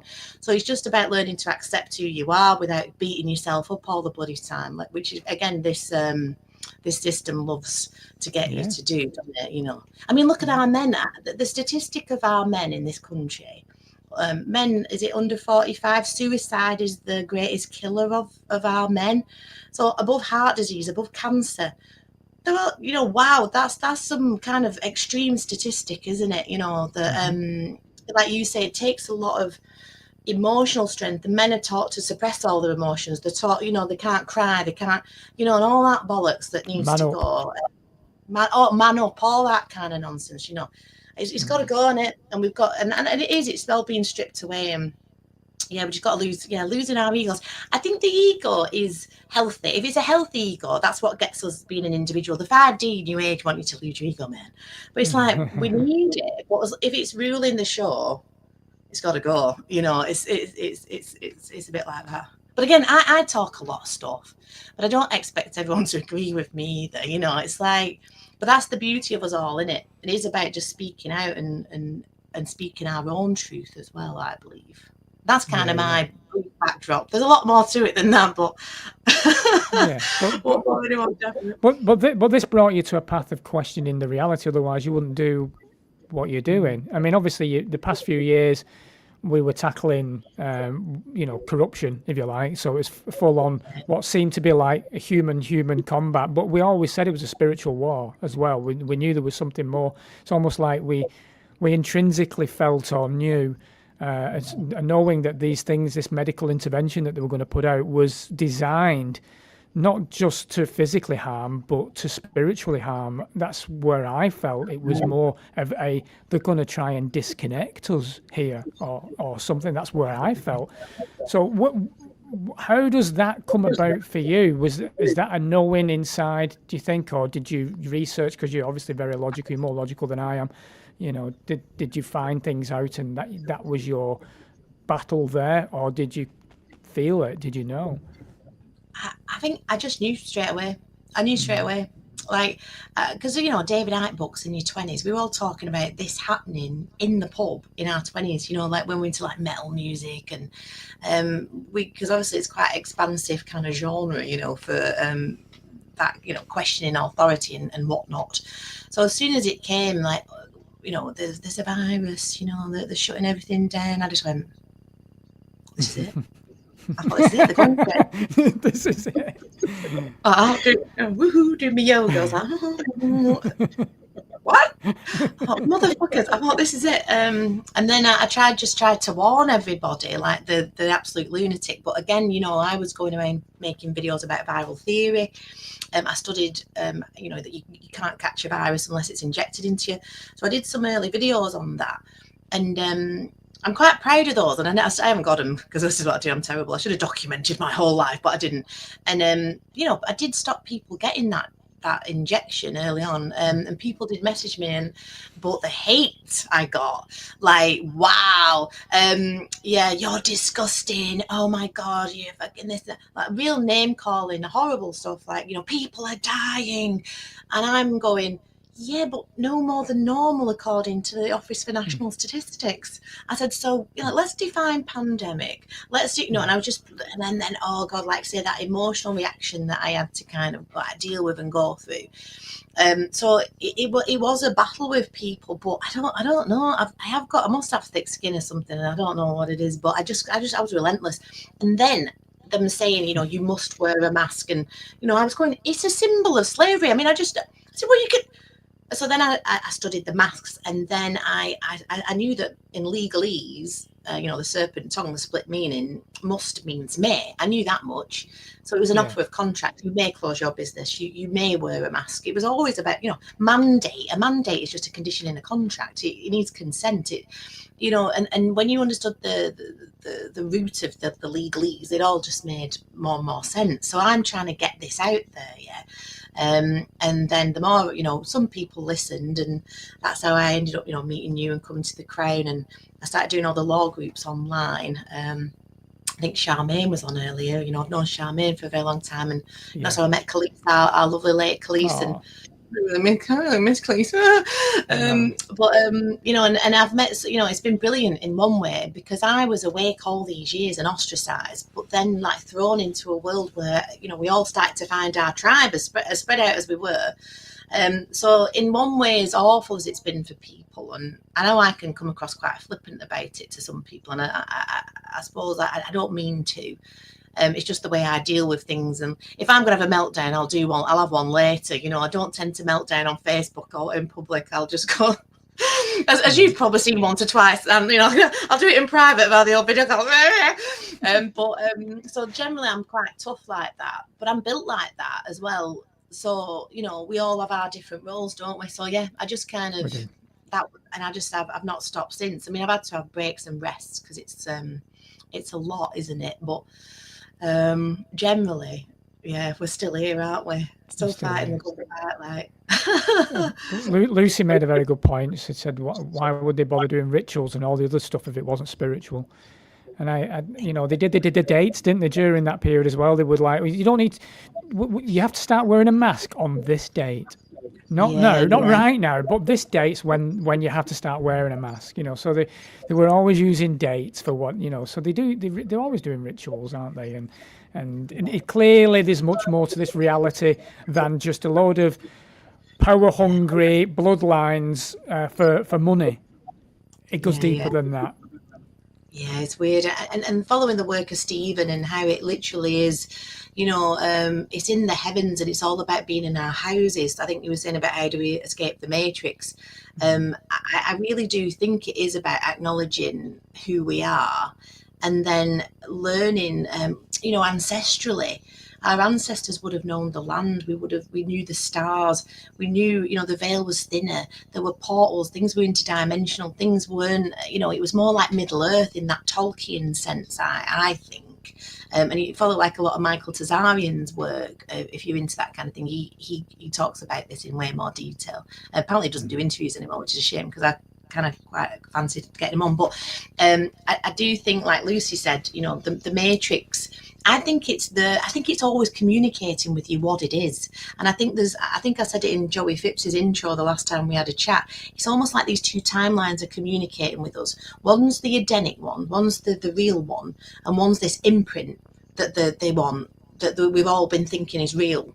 And those two things are starting to separate now. And you're either on this side or you're on that one. And that's not us being divisive. That's, I think, and it tells you what it is. And when you start to read the Matrix, it's almost trying to help you, really. And it's like these families are going, no, don't let them see. And like you say, if it wasn't a spiritual battle, if it wasn't about this kind of magical, removing of the veil and all these things, then why are they doing what they do? Why do they have to do these rituals and these occult rituals and the numerology of it as well? Like you said then, I don't think it's a bunch of white middle-aged men who are just a bit psychotic in a room going, right, what should we do next? It's something far smarter than that. But then in another way, sometimes it ain't that smart, is it? It's just like, in another way, it's like, well, I think it fucked up there, like, you know, like some kind of glitch in the matrix. Or, I mean, Remembrance Sunday, and again, please don't be offended, anyone, about this, because my granddad fought in the wars. You know, I'm not, you know, of course, but we know the blood rituals, we know the blood sacrifices, you know, and what a great way to kill off all our men. You know, because we know that all wars are bankers' wars. They're all backed by the same people. I think the Queen famously said that no war happens in you know, in this realm without basically her son's sanctioning it. And we know who they are. We know that they, you know, Elizabeth and that, you know. I think the then, you know, Prince Charles, you shall draw your power from the seat of the dragon. You know, the red dragon. And again, come and if you want to find out more about that, we deep dive those kind of things. But I think they kind of went, D-Day was June 6th, wasn't it? Or the 6th day on the 6th month. So it equaled 666. But again, we're perhaps misunderstanding what that perhaps means. And that links back to perhaps this frequency or whatever's kind of controlling the negative communications of these archons, maybe. Who knows? I mean, I don't know really. We don't know, but we can. It's super interesting to find out. Like, well, they've used 1111 as well, though, haven't they, for remembrance? So that's so you got 1111 the November the 11th, and then you got 1111 the time as well, and then they've used, obviously in the past, as we know, 911's been used. So they're often using these portals, aren't they? And these moments. Yeah. And they can't get out, apparently, according to Stephen J.D. Beattie, that they actually were is it the Milky Way? I might be getting this really wrong, so please do watch my video with Stephen, because my memory is terrible. But where Hadrian's Wall is, that is Hades, again, so as above, so below. And that's where they come up, apparently, and they I think they came in through the belt of Orion, but they need to get out through the belt of Orion, and they can't. So if they don't keep us here and we wake up, hence the resetting of time, because I think they transport their consciousness into different avatars. I don't think that they want to be perceived as gods, but they're not much different to us, really. But they've just got all, like Lucy said, they've got this occult knowledge. We've just forgotten it. Like Neil says, I think even they've forgotten some of it, you know. It's just like, but, you know, it's been that long, but they know how this place operates, you know, as we would have done. But we've lost that and they've got it. But now the tables are on the turn, and whether that's like, you know, whether there's a timeline to it or a time to it, I think there probably is. I mean, going back to the Trump stuff and the Baron von Trump as a time traveler, and you've got to look into this, because these books, like I say, by this guy, I wrote it down, Ingersoll Lockwood, because I watched the videos before. I've not read the books, I have to say, but he wrote The Last President one, and there's another one called Baron von Trump Visits the Underworld, and his guide is Don Trump. I mean, you can't make this stuff up. And it literally, you know, it even talks about Pence. What's it? Thinking Pence. You know, the glasses have gone. Michael Pence. I mean, it's not Michael Pence, that's it. You know, he even mentions him and what's going to happen. But apparently, Trump's uncle took Tesla's. I was just going to say that. Took his research. He was called. I wrote that down. Where did I put it? Because I know I forget these things. He was called John G. Trump, I think, and he was an engineer. So one of the theories is that, you know, Baron von Trump's a time traveler. Look, I think we're all time travelers, and I think that's another thing they don't tell us, because we're trapped by time, condensed by time. But really, when we get out of matter, that's when time goes, you see, and they know this. So we're going back to Saturn now with this. And then it goes back to Saturn. Yeah. So it leads all back round again, you see. And then this frequency. And another thing I was saying to, I don't want to ruin the whole show of me and Neil, if you want to watch it, but let's just say I was a bit tuned in one night, and I wrote in my diary that the Druids held up the firmament, and when they came and slaughtered us, that's when that kind of fucked up, basically. Anyway, I was interviewing and chatting with Stephen J.D. Beattie, and he said something. I'd not told him this, and you'll see my face when he says it. And he said that the Druids held up the field, or like the force field, and when the Romans It's where Roman comes from, and lots of other different reasons and coding for Romans. Go see our video tomorrow. But the Roman came over and slaughtered all the Druids. The Druids, that somehow what we used to do is hold up this dome as a protection from the negative frequencies of the archons. And I go, that's what I wrote in my diary. Now I think like the stuff that blew my head with Neil today, Saturn as the mast. Yeah. They know about these negative frequencies coming in, which I think are sent to, keep us all, in that Saturnian cube, in that Saturnian box. Yeah. And so it all becomes interlinked. Yeah. It's fascinating though, isn't it? Because when you start observing though, and then you do see people that are, like you said, NPCs before. And I know. You've had Lawrence on, and Lawrence firmly believes that there's only so many percentage on this realm, if you like, that's a true divine spark, and everyone else is an NPC. But you kind of look around, don't you? You walk into a city centre and a town centre, and you think nobody really knows what's going on, do they? Because they're so distracted with the systems. The systems are so powerful. The 9 to 5's powerful. The fact that you're enslaved by the money, the stress, the family life. It's just. You something for me broke inside to start looking at this stuff, but until you do, you don't start observing the whole reality of it. That actually this is a fucking shit show, and we are literally being tricked to stay trapped in those systems and all all those stresses and everything else, and it's like wow.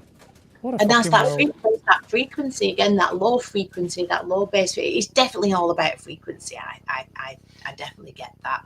And if they're keeping us, and the other thing is, it's not a new age. Oh, we've got to all be high and peace and love all the time. Because we do have base energies, like we do. We're human. We have instinct. It absolutely helps to keep us alive.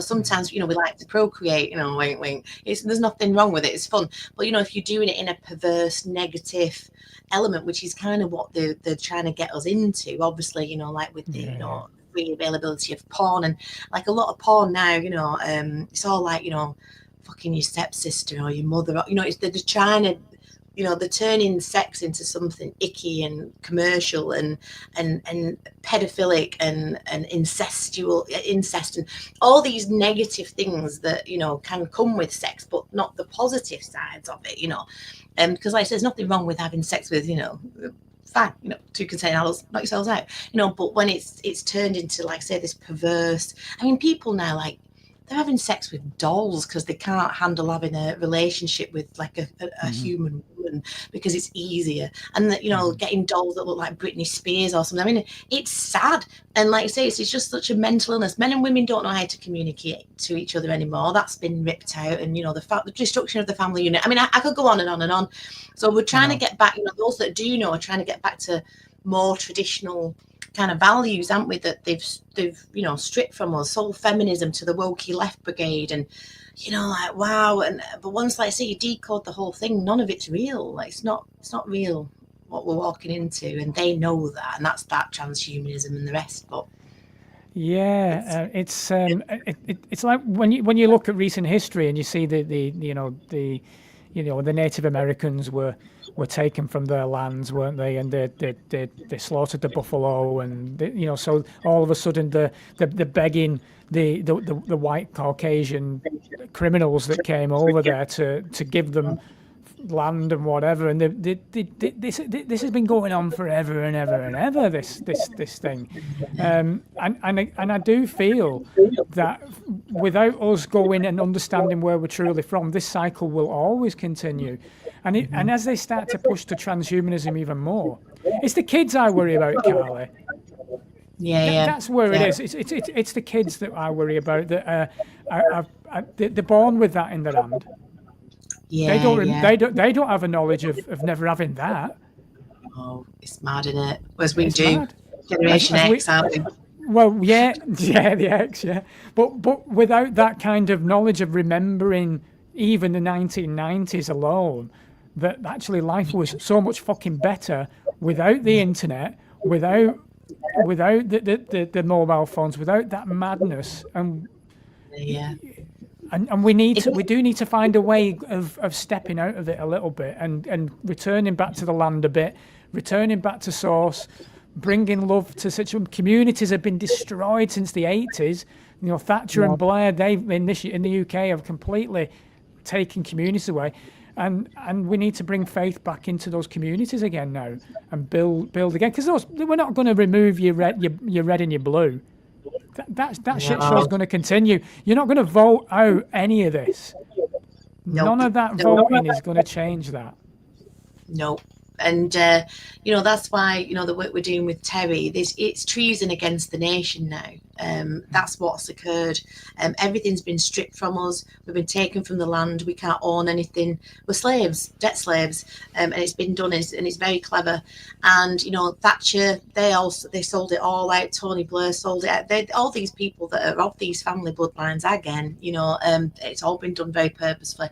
So we've got to this point now where literally, you know, constitutionally speaking, and again, this isn't about race, but you can't have foreign nationals in power under our constitution. That's the law. That's English. That's the law of the realm of England, because you'll get what we've got, you know, and I'm not, you know, this mass migration is an agenda. I have nothing against people in a humanist sense from, you know, if, you know, but look at our country now, look at our shores, and they're flying them in. This bullshit on the news going, oh, they're coming over in the dinghies. They're flying them in. I've seen the paper, and they're giving them houses and MasterCards, you know, and I don't mean they're flying them in, get rid of them, get away from our country, you know. It's nothing to do with colour, it's nothing to do with race, it's to do with an agenda. It's the same thing. It's the same thing that I say about, you know, if you're a grown man and you want to turn yourself into a woman and chop your penis off. Do you know what? I'm all for you, brother, but don't go doing it to a 5-year-old. You know, there's nothing wrong with multiculturalism, but where's our country gone? You know, like I said, I've said before, I went to Venice this year and I absolutely fell in love with Venice. I love Italian culture. It's, you know, they keep it Italian because guess what? It's Italian, it's in Italy. And, you know, of course, there's a bit of multicultural, but look, the purpose, when it goes back to the work that we do with Stephen, the work that we do with Neil, they're assaulting these shores because this is the Holy Land. Scotland is the Holy Land. You know, Great Britain literally translates to the people of the covenant, and everything stems from Ireland. The biblical stories come from Ireland. This is the power source. Upper, lower, middle Egypt, as we say, you know, is over here, and they're telling us Egypt is over there. It all happened here. York was ancient Babylon.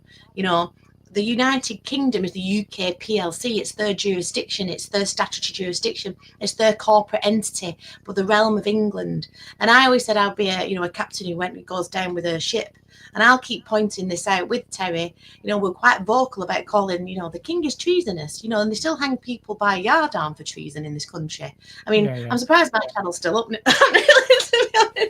But, you know, we're speaking the truth. You know, constitutionally speaking, people like Rishi Sunak, people like, you know, Sadiq Khan, these psychopathic little motherfuckers, you know, they're not allowed to be in power, you know, unless, you know, it's just a fact. And if we get back to the land, back to our constitution, under the realm of England, under natural law, I mean, they're putting a bill through, again, their jurisdiction, nonsense, stupid jurisdiction of the dead, you know, the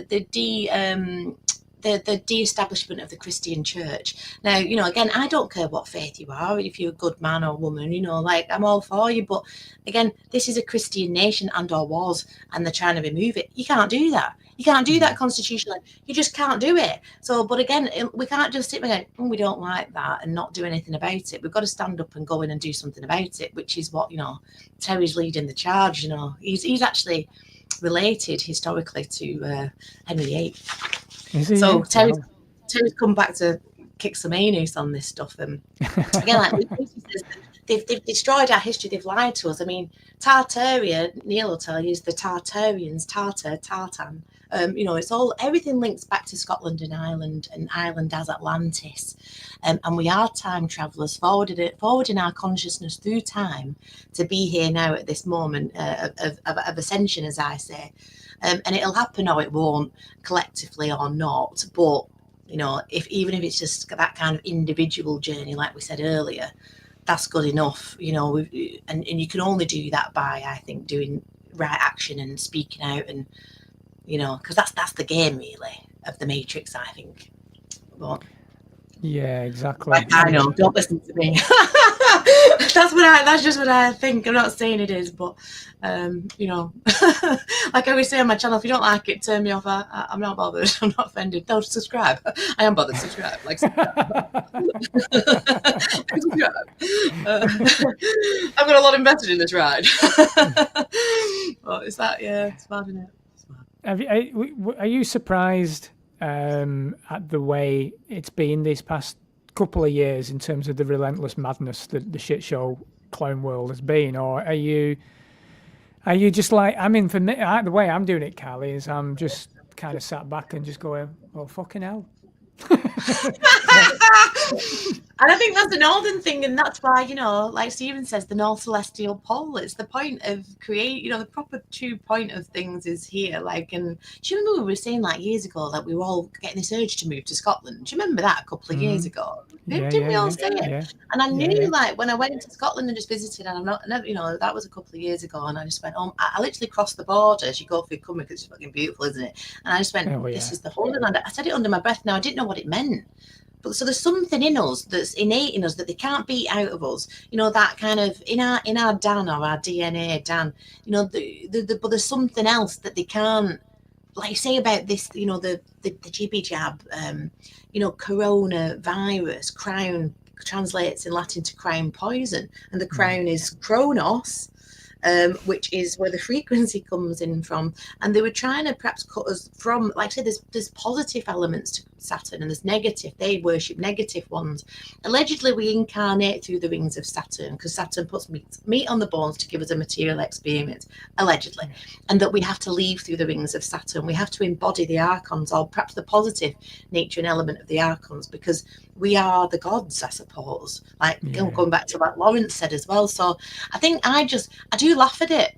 I don't actually take it seriously, and I know that sounds awful, but I've literally got to the point now where I just want to go and sit on a beach and drink a mojito and maybe with my laptop keep the channel going. You know, if I could get enough money, please join my channel and the you know, Dark Matters. I'm going to be doing more content, but you know, even if I could just earn a little bit a week, you know, you could just perhaps sit on a beach hut and just, I don't even smoke, because I don't know what that's about, and just kind of like yeah, it's weird, isn't it? Because I'm in a real.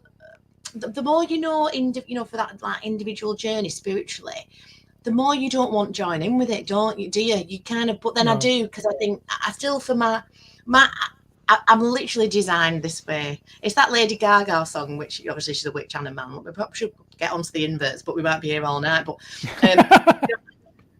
I'm on the right path, baby. I was born this way, and that's what I say to myself. Like, you know, and there's a real comfort to that. I think, well, I'm here to do a particular, you know, it's my script, isn't it?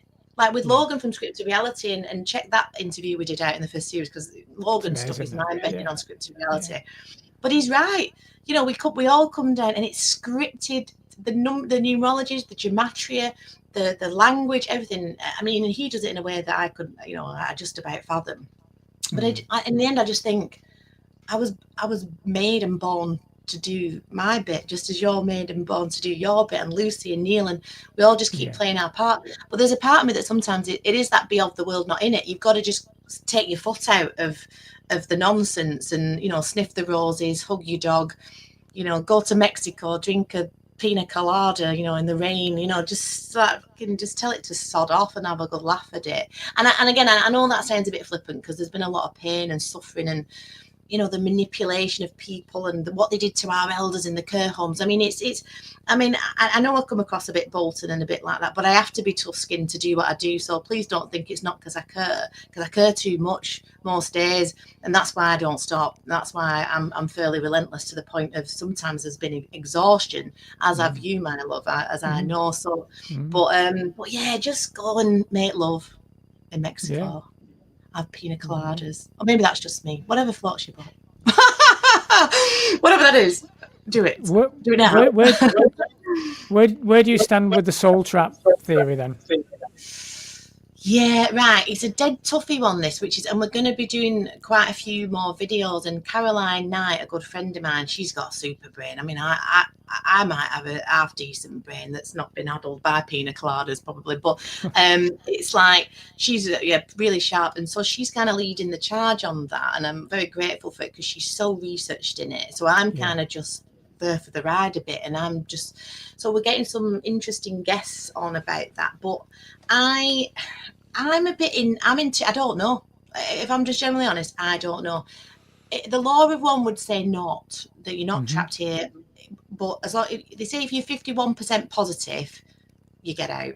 You have to do 51% positive right action. So that's why I always think, at least stick the right action toe in the water. 51, everyone could do 51%, but let's face it, out there at the moment, a lot of them can't. So they're not ready. That's why I say with the law, you can't give these people the keys to the kingdom. They're not ready. And some of them never will be. But anyway, I don't know. But one thing that I do kind of think, I'm erring on the side of, is, hang on a minute. Anything they want to tell you, like, to ascend, you've got to do this, or you've got to be like that, and actually you've got to do this. Even that kind of spiritual movement away from the matrix is a bit of a box again for me. If anyone's telling you as a demigod, let's say, how you ascend and how you, hang on a minute, it's like the police come and say, you need to do this, or sorry, who the fuck are you? You don't get to tell me what to do. And I think it's the same thing with the universe. I think if you start to know your innate power, it's like, hang on a minute, it's like the legal system to that. It's a labyrinth, and it'll get you chasing around it, and it'll get you staring into the scrying mirror of it until you go blind. And it's control. Whereas if you actually just go, like, you have no power over me, I always say this on a David Bowie style. No, you have no power over me. What does he do? The whole fucking thing falls down. Neo in the Matrix, all he says is no, and realizes he's Neo. It's like, get to fuck, I'm off, so, and I think it's that. I think if you think you're trapped here, you are. I think if you think you're not, you're not, so I think it is, fuck 'em. I'm with you that fuck 'em, yeah. I think if I'm a divine spark of God, of the true creator, the true creative force, the fullness, I'll go home if I want to go home. I'll come back if I need to come back, or I'll feel I want to come back. That'll be my decision, and that's where I'm sat with it at this moment in time. But I do think we can be tricked, and I think that will. But I think a lot of the trickery will definitely be on this physical experience, where if you are kept in a low vibration, that's why the high frequency and high vibes and all that. But actually, if you are in a low vibration and you're full of fear and you're stressed out to fuck, and you are not in a good position to battle any kind of archonic energy if that is what's there, or any trickery that's coming in the astral realm. You're not in a position to do it. So we've got to look. I think it comes with looking after our bodies as well. And there's something I've not done, Carly, until the past 2 years. Now. I've lost half a stone. I'm on yoga again and weight training. And I did a 5-day fast. I'd never done that before. I felt great after it. Felt fantastic after it, So I think we've got to look after ourselves. Yeah. Cutting out alcohol, I've not drank in nearly 3 years now. And I've no inclination to doing it. But it's one of my bad habits. Yeah, but I think it's one of those. It doesn't matter as much. I think as long as we are doing enough for ourselves and we know we're feeling good in ourselves. I know I needed to cut it out. It was something I needed to do. It's not for everyone, is it? There's elements I know in my being and in myself I still need to cut out because I know it lowers my vibration. I feel it, and I think it's about being aware of yourself. Yeah, it does. It don't at the time. It's brilliant, but the next day, it's like it does. Without a shadow of a doubt, it does. But again, I completely agree with you and all that. I think you start to, again, it's that starting to know your own power. It's starting to know thyself. It's like it is that they don't get to tell me what to do, which is why they're desperately trying to cut people off from that.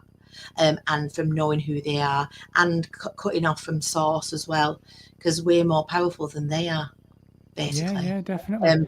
So don't let them actually work that one out, and they are doing. That's what all that theatre is. That's what. Because again, these victim savior templates. The biggest one is the Christian, the Christian nature has been hijacked from this land, and they took it over to Rome, the Tratta di Dinan, and turned it into Roman Catholicism. Now that is, they altered the scriptures, they altered the back, they did everything, they bastardized everything, and they came back and slaughtered everybody who remembered how it used to be, and that's kind of how that, and the beat goes on, and then but they can't hide it all, and that's why we're all going, well, that doesn't make sense. And actually, they're going, shut them up, because they can't leave here and we can. And I think that, but again, it does depend what you kind of think as well. But I agree with you. We're powerful. We can go when we want to, but it is a bit of a frequency thing as well. Which is again why they're desperately, again, like our elders with the flu shots. I mean, just take this flu shots, right? This is what's in it. As an example, it's called the MR5 something or other. Now that's an aborted male fetus from the 1960s. They put that in it. A cocker spaniel, genes from a cocker spaniel, because that actually lowers the immunity. And formaldehyde, mercury, some of the most poisonous. And people people don't know what's in it, and they just stick their arm out. The doctors don't know what's in it, and they're injecting it into people. But even people who do, this is the bit that blags my mind is, who call us anti-vaxxers. They look at it and think, oh, that's good. What are they moaning about? That's really good for you. It's like, are you insane? Are you literally insane? These people can't be real. I think it's like the TV news presenters. They can't be real. Nobody's that ridiculously dumb. And this is what they're putting into these things. Oh, yeah, cervical screenings, avoid. What they do is they put really bad chemicals, like, I don't know what they are specifically, so I won't say that I do. But you put in that up, a woman's floof. And... but yeah, for JJ, and that's what gives the cancer. They wipe it all over your cervix to do a test, and they're putting all crap chemicals and nasty cells on that can potentially grow on your cervix and things like that. So, I mean, again, please do your own research. This isn't legal or financial advice, but because I'm not a doctor, neither would I want to be, but neither am I a health professional. I think you get where I'm going with this one. I can't be seen to be saying to loads of women, don't go do it. But same with mammograms. They're taking a healthy breast, pressing it into radiation between two plates and radiating it. It's giving women cancer, not preventing it. We know how sick it is, what that industry is. It's like that guy on a video said, think of it as a hotel. Think of it, a hospital as a hotel. They want it at maximum occupancy, don't they? Because that makes the most money. Just as you'd want a hotel at maximum occupancy as well. And like we said earlier, there's a big difference between medicine and pharma to actual human biology, that we're learning about frequency and how frequency can kill cancers. And we know they're giving us cancer with all the toxins. And, again, back to the flu shot, I kind of didn't finish, but they want our elders with dementia. They want them not knowing who they are on death. Because again, if you've got to go and talk to an archon, you're going to get tricked and come, if it is a soul trap.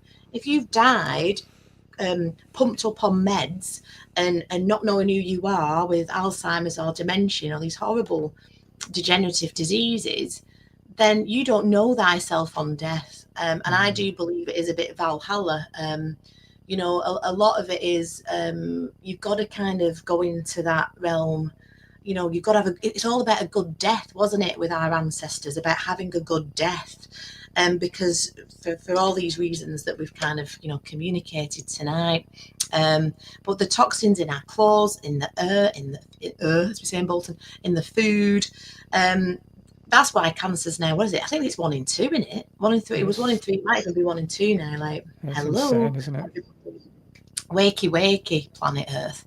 If it is a planet, let's not go there. Well, I'd like to, but we haven't got time, I don't think. So, what do you think about? Let's finish on. What do you think about the bloody? I'll tell you what. I did see an image of today. If we don't think this is clown world and it's all an illusion, like Meghan Markle, Beyonce, with all these fake baby bumps that just slip down when they're walking onto Oprah or something. It's people can't, and they're not ready for it to understand the theatre of this place and the inversion of the sexes that's been going on for a way long time. Hollywood, the trans agenda, it's been going on a long time. People can't. I saw this one with Keanu Reeves. I'm gonna put it up in the network. I'm due to do a Carly Decode's Clown World, like a silly one soon. So the Keanu Reeves one, that I think it was a friend of Neil's. I can't remember the lady's name now. She follows a lot of Neil's posts, and she put the Keanu Reeves one up. And apparently Keanu Reeves is really the daughter of Bruce Lee, and I can't remember her name, but it is the exact. Even with the lazy eye, the exact same. You can't kind of deny it, but anyway. Let's not go there because everyone goes, Kelly, what are you talking about? I was like, look, the evidence is in, guys. The evidence is in. It's just time for us to, wake up and sniff the coffee. It's a tricky one, isn't it? It's a real tricky one. I know that when I went to Lytham Festival last summer, so it weren't this summer, the summer before, and I took my daughter to watch Motley Crue. And because she loves Motley Crue, she loves Nikki Sixx. We got right at the front, and I'm looking at Nikki Sixx, and I'm going, "Where's his Adam apple?" And I took pictures. There's no Adam apple. And then the singer, I can't remember but he always passes me his name. But, Adam's apple. Tommy Lee, big Adam's apple. Yeah, weird, isn't it? It's like, I don't know. Again, I know nothing. I know fuck all. But I just thought it was a bit weird. Yeah, some of them. Like Big Mike in it, Obama and Mike. That one's. There's some that just aren't. They're just, and all the first ladies are men as women. I can believe it. The thing is, like, people go, but why can't? Why would they do Barbara that? Bush. Barbara Bush, yeah. Yeah. It's inversion, subversion, perversion. That's what they do, and it's inverting the true Edenic creation because they want to be an affront to God, because that's what they're here to do, man. So even like the Q stuff. Again, canon, the QAnon goes for me in the language. QAnon, canon, Canaan. It's Canaanite. It's the tribe. It's them. What or them or whatever that demiurge, Aldebath, AI, Matrix, whatever this place is, But again, we don't know. And there's a lot of people online who'll go, I know, just subscribe, $144 a month, you'll have the keys to ascension. And it's just like, wow. Can you imagine if we start doing that? What a couple of, it's just like, wow. Lucy's saying Donald's a woman. I'm with that one. And Melania is a man. Apparently, Tom Cruise and Nicole Kidman. Tom Cruise is a Collins, actually, allegedly, one of the Collins bloodlines. And he's inverted, and that's why he always goes out with women that are a lot taller than him. Who are interesting? Nicole Kidman's a man, Tom Cruise is a woman. So basically, they have the opposite parts.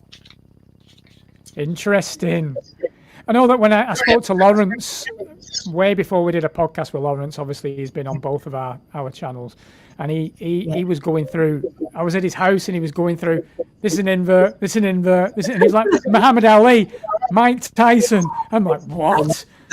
I know a lot of people can't go there. Even I stick to even Tom. I don't know unless I pull down Tom Cruise's pants, which maybe 20 years ago I'd have grabbed the opportunity. She joked, but now I just want to do it just to check. Not that Tom Cruise is particularly interested in me at this time space nexus, but I'm waiting for your call, Tom. And Tom's mangina. Oh dear. He's got a mangina. Well, and I can't wait. Like, we said, grab your popcorn. If that comes out, or the proper... Oh, mate, people will lose their fucking minds. I'll die happy. People can't handle that. People couldn't handle that. I think that people would struggle enough knowing that the industry is that perverse and that disgusting with what goes on with as we know, and I won't mention the name, but we know what goes on at Hollywood and in the music industry. The diddly parties that's enough for people to handle that bit. And if they put diddly inside, or Kelly, or whoever they've done in the past, and just, right, we've dealt with that now, and then they'll carry on, don't they? they just carry on with it, with the perverted, disgusting shit that they go on with. But I don't think the general population could handle it. I think they think people's brains would blow up. They would. It would like fry people's minds, and I can't wait really in a real sadistic fashion. I can't wait for people running around going, ah! Can you imagine all the wokies when they find out? They'd love it though, wouldn't they? They'd be going, yes, everyone's trans. It's just like, it's like, wow, Meltdown City. I just be going, it is that meme, innit? With the what's her name out of Game of Thrones when everything's blowing up behind her, she's just going. Told you so, like, we've got to kind of keep laughing, like, but oh my god, yeah, I don't think people just couldn't handle it, and I can't wait. Because it'll just, what? It's a perfect way, Callie, to end it with this. Brilliant. Let's put her on again. Let's mosh. Let's get it out. Let's get the tension out again.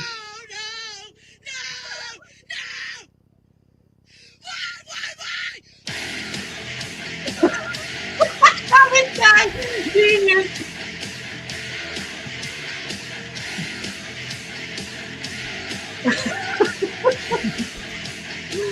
This is made my heart. Oh, he's the girl. Do you really hate me that bad?